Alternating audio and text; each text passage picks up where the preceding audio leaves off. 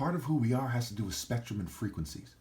Black people historically were the most martial art savvy race in terms of application, in terms of art and presentation, and who has the coolest uniform and who does the coolest moves. That's another story, right? Martial art demonstrations, doing flying kicks and so on and so forth. Okay.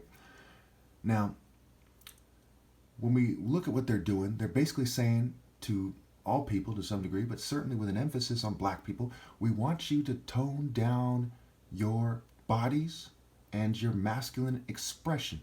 So races that aren't as big and strong as you, aren't as fast as you, aren't as aggressive, their bodies aren't as naturally toned as yours, okay, can feel like they're included and have a chance to beat you. So gays and women can feel included and have a chance to beat you, and ultimately they're doing it for the rich brats who are disproportionately white-skinned people, or the children of white patriarchal lines, their fathers, okay? In minority races, crypto Jews, kind of Obama mix, except for their parents are white or Jewish or something else or whatever. Okay, so they're doing it for these guys to seem like the best and to confuse people about who they are. You see how fucking sick that is? That forces the argument. It provokes me, makes me pissed off, and it forces the argument that blacks expelled everyone from Africa.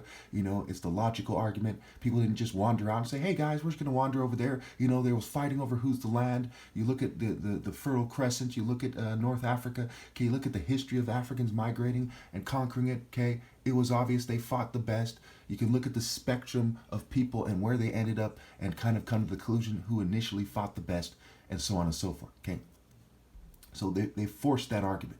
They forced the argument of looking back into sports to make my case.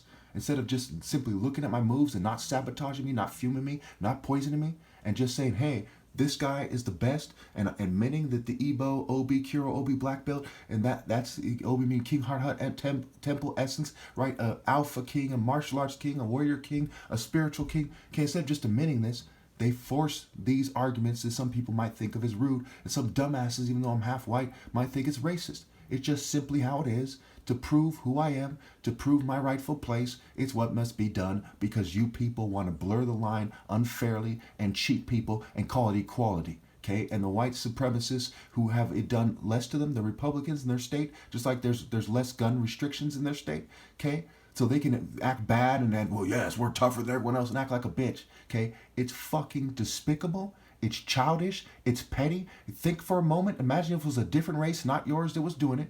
Okay, tell me that's not some bitch ass shit.